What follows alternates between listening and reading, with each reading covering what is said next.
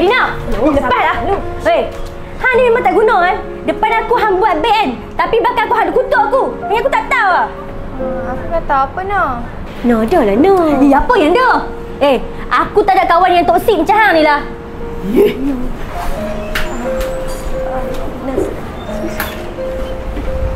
Cik tahu tak, Una dengan Isha tu selalu bully Dina.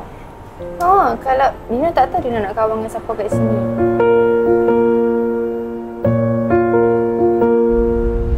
Apa lagi? Hang salah faham, Cok. Salah faham punya. Hang tahu dah dulu kita tak macam ni pun. Hang tak boleh samakan dulu dengan sekarang. Aku rindu kita yang dulu, Cok.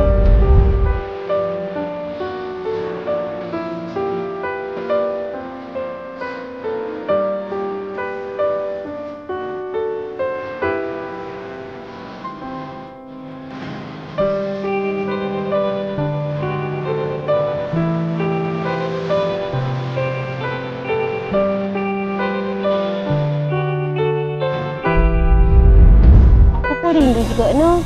Tapi nak buat macam mana? Lumrah kehidupan kan, manusia datang dan pergi. Sekarang ni dah macam-macam masalah ya, Mai. Aku dah give up lah. Janganlah macam tu no. Kita kena teruskan juga. Ramai yang perlukan kita dekat sini. Janganlah disebabkan seseorang tenggelam satu kapal. Macam kenal je ayat tu.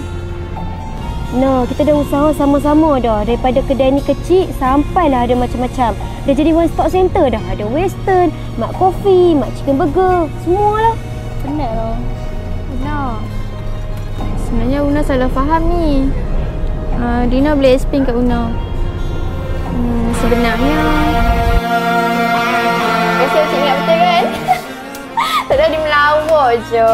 Tak ada lah. Padahal Ucap Una tu banyak tolong Dina. Baik sangat dengan Dina. Pandai awak kopi yang?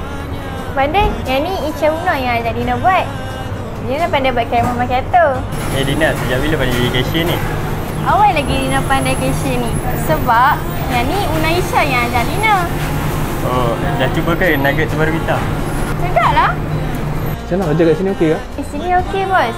Semua okey. Semua tolong. Una Isha lah banyak tolong Dina. Tak ada depa. Tak tahu apa jadi kat Dina. Dina, aku minta maaf. Aku dah salah faham dengan hang ni.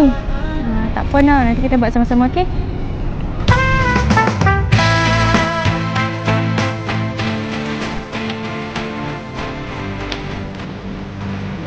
Assalamualaikum.